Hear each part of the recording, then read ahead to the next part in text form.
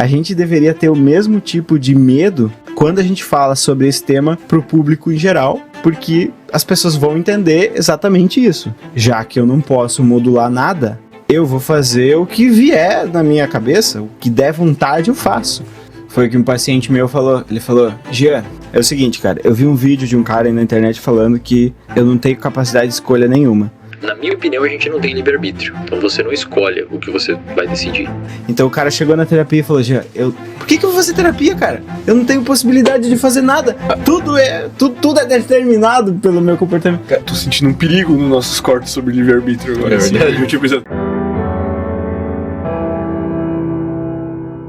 É isso que eu acho que é interessante sobre a gente falar sobre controle, né?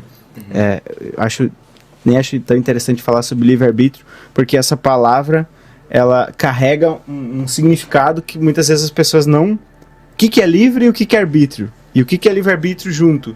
A pessoa já carrega um conceito. Por exemplo, se você acha que livre-arbítrio é você ter uma decisão livre completamente livre de influências e variáveis, e do nada você vai dizer, não existe livre-arbítrio. Mas se você acha assim, livre-arbítrio é olhar e pensar, cara, será que eu pego esse copo ou eu pego essa caneta?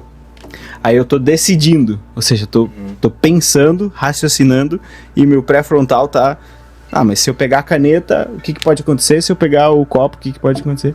Aí... Isso aí é engraçado porque entra naquela tua pira, né? Porque ele tinha um toque com isso, cara. Com um efeito borboleta, assim. Exato. De, tipo, do Exato. que ele faz, as micro-consequências. Exatamente. Basicamente é tipo, infinitas possibilidades, né? Pra Isso. tudo, porque Exato. toda hora tem que tomar uma decisão. Exato. Mas isso é interessante e assim, isso é interessante porque, claro que existem várias tendências. Por exemplo, eu devo ter um cérebro muito provavelmente não neurotípico. Depois a gente vai falar sobre o que significa isso, né? Tá. Mas eu tomo medicação para TDAH e eu tenho uma atenção, assim, que eu sou tão desatento quanto a atenção que eu demorei 32 anos para perceber que eu tinha desatenção.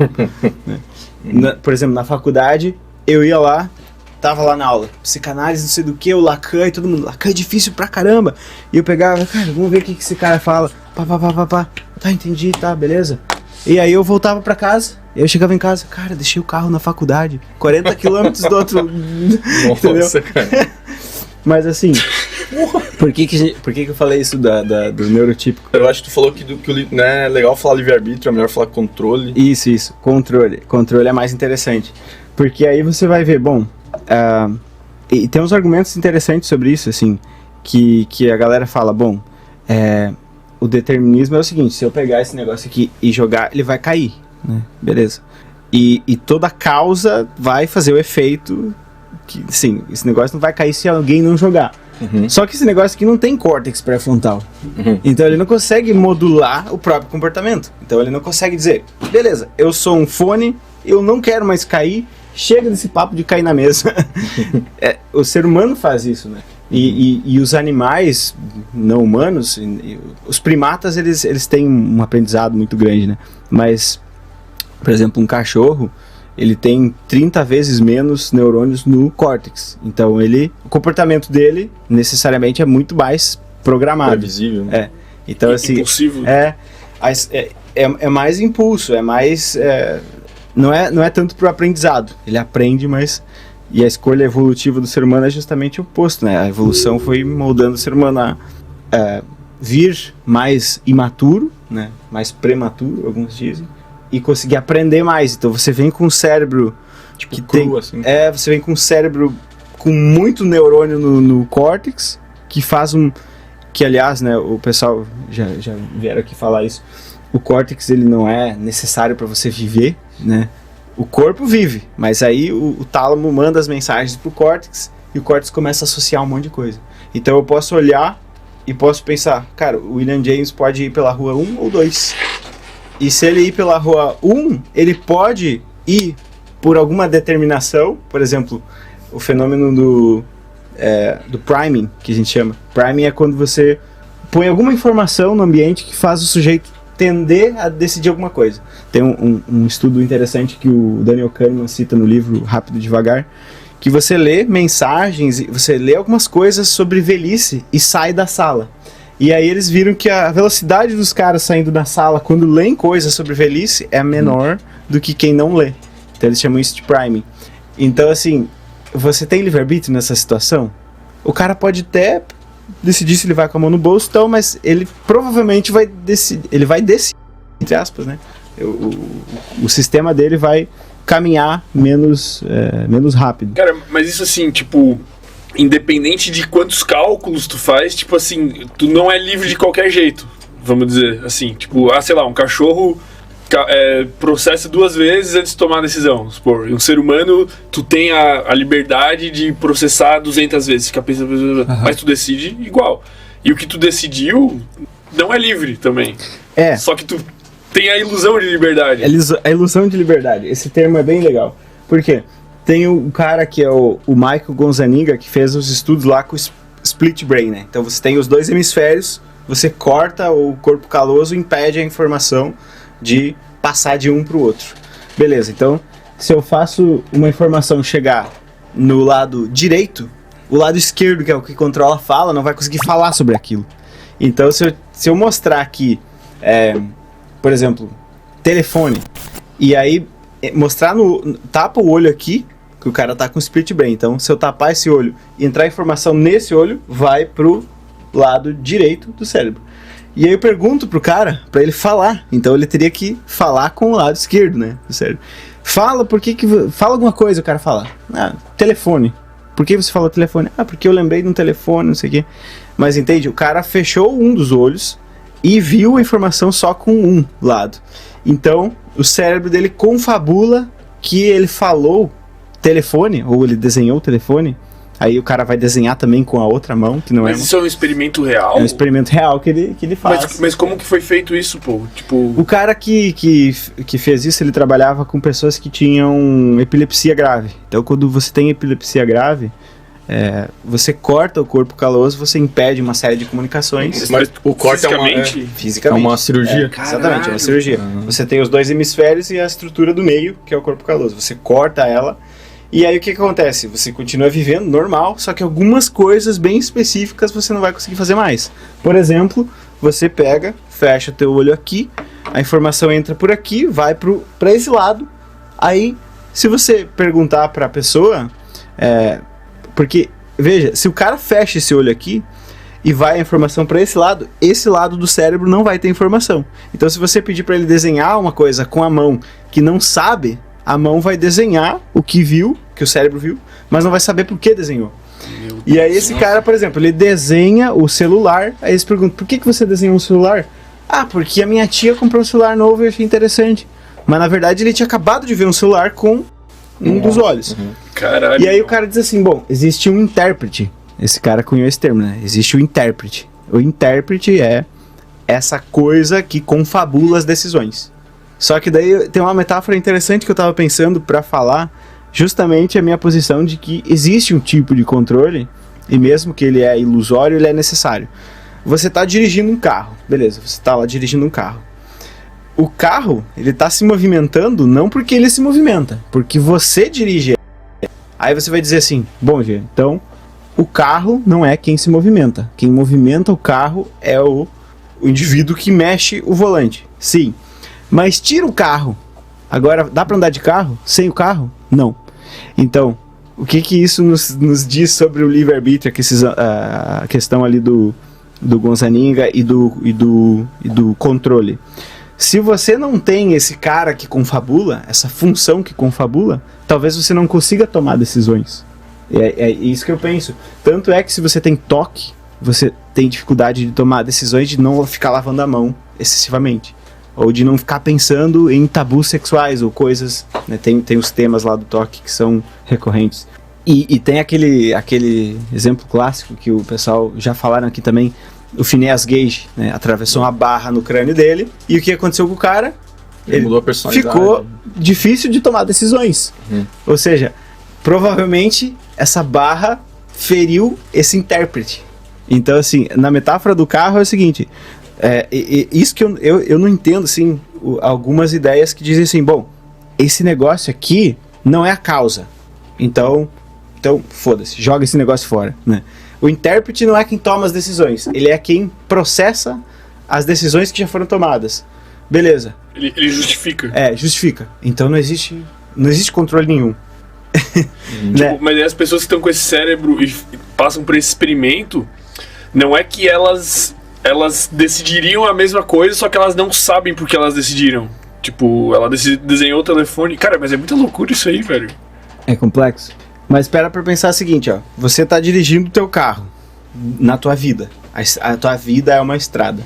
Você resolve dirigir o teu carro rumo à bebedeira, vai ser ali que você vai ter controle dentro daquela estrada, né? Então, por exemplo, quando eu não queria estudar, o que eu tava fazendo? Tava modulando meu comportamento para eu ter um monte de pensamentos e escolhas que não incluíam quase nunca a possibilidade de crescimento intelectual. Então eu não conseguia nem falar, não tinha nem vocabulário.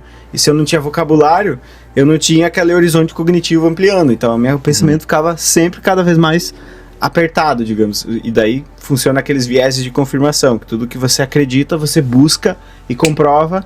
Então você vai ficando cada vez menos estreito a tua visão de mundo e a tua forma de ver as coisas.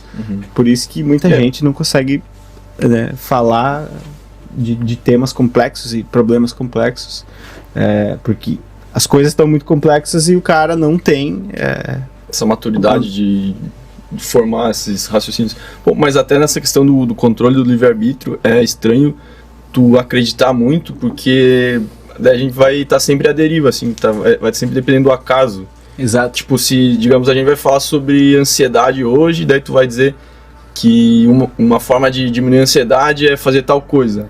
Mas daí a pessoa só vai fazer isso se ela tiver sorte de ter assistido a live, por exemplo. Foi o que um paciente meu falou. Ele falou: Jean, é o seguinte, cara, eu vi um vídeo de um cara aí na internet falando que eu não tenho capacidade de escolha nenhuma. E esse que é o detalhe, a gente tem que pegar o termo e explicar, porque senão a pessoa entende errado.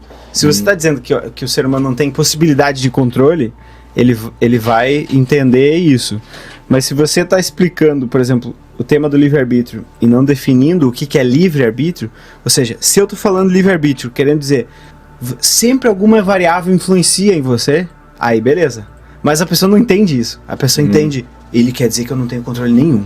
Então o cara chegou na terapia e falou: por que eu vou fazer terapia, cara? Eu não tenho possibilidade de fazer nada. Tudo é determinado pelo meu comportamento. Então, isso não pode ajudar a ter despersonificação? Pode. Pode. Despersonalização. Mas aí fica muito perigoso esse argumento, cara, do livre-arbítrio. Porque daí o cara faz tudo, pô. Tipo, o cara assalta, o cara mata. E tem os estudos do Roy Baumeister. O Roy Baumeister é um cara que cunhou o termo ego depletion, estafa do ego. Teve aquela parada um tempo atrás que você não podia usar camisetas de cores diferentes porque estafava o teu ego decisional. E aí, tipo assim, o Mark Zuckerberg, não sei mais quem, veste sempre a mesma roupa. Por quê? Cinza. Porque o ego depletion faz o quê? Quanto mais decisões você toma no dia, cara, eu vou pegar esse caderno ou não vou... Você vai perdendo o poder de decisão. E aí os caras dizem, então você tem que pegar e gastar teu poder de decisão nas coisas importantes. Isso meio reseta tu quando tu dorme. Também. Isso, exatamente. É tipo uma energia, né? Claro, tem a ver com a adenosina que gasta e tal. Mas beleza. Esse cara que conhece esse termo, o Roy Baumeister, é um psicólogo americano, ele fez uns estudos interessantes. Ele também estuda muito livre-arbítrio. Então ele fez uns estudos interessantes. Pega uma galera lá e finge que vão fazer um estudo sobre aprendizagem. Então você lê um texto e depois você faz um testezinho. Nesse testezinho, há a possibilidade de você roubar nele. Como? O cara fala assim, você vai fazer um teste lá e o teste ele vai dar a resposta, porque o nosso computador está com problema. Só que quando o nosso computador der o teste, você faz o seguinte, você clica no botão sair e você não responde se você, não vai roubar no teste e tal. Beleza. E aí eles dão textos diferentes para os grupos. Aquele texto, aquelas pessoas que leram o texto dizendo que elas não têm possibilidade de controle, que o controle é exercido do inconsciente para o consciente, e isso quer dizer que você não pode fazer nada, eles roubam muito mais. Eles têm mais comportamento autodestrutivo, mais vícios, mais comportamento destrutivo com os outros. Caralho. Aí, ou seja, e tem um outro filósofo que é interessante, que o Daniel Dennett, que fala também sobre isso. Ele fala assim, cara, imagina que você é um neurocientista que faz operações e você opera o cérebro de um cara com toque. Aí você diz assim, fulano, agora é o seguinte, você a partir de agora não tem mais nenhuma decisão. O nosso laboratório implantou aqui mecanismos e todas as tuas ações a partir de agora, elas são pré-determinadas pelo nosso computador. Aí o cara chega e vai pra casa e começa a ficar um pouco mais agressivo, começa a beber um pouco mais, porque, cara, se eu não tenho controle de nada, obviamente eu vou... Mas é meio paradoxal, né? Exatamente. Eu vou meio que parar de me inibir. Porque se quem me inibe não tá me inibindo, então foda-se. E aí o cara vai preso, né? Nessa analogia dele, chega até o ponto desse paciente ir preso. Aí pergunta pra ele, por que você fez tudo isso? Aí ele diz assim, não, mas é que uma equipe de neurocientistas que me operou, né, do toque, eu fiquei sem o toque, nunca mais tive toque, mas também eu nunca mais tive controle de nada. Quem que te disse isso? Não, foi o cara lá que implantou. Chama o cara. Aí o cara chegou, né, esse cara que fez o implante, e aí, é verdade que você falou isso pra ele? Que ele nunca mais ia ter controle? E aí esse doutor fala, não, eu falei, mas era uma brincadeira. E aí o Daniel Dennett fala o seguinte, cara, se você é esse neurocientista que implantou o negócio ali, você fez um enorme desserviço pra esse cara fazendo essa brincadeira. Você devia ter explicado bem pra ele, porque você impactou na vida do cara e tal. E ele fala assim, a gente deveria ter o mesmo tipo de medo quando a gente fala sobre esse tema pro público em geral, porque as pessoas vão entender exatamente isso. Já que eu não posso modular nada, eu vou fazer o que vier na minha cabeça, o que der vontade eu faço.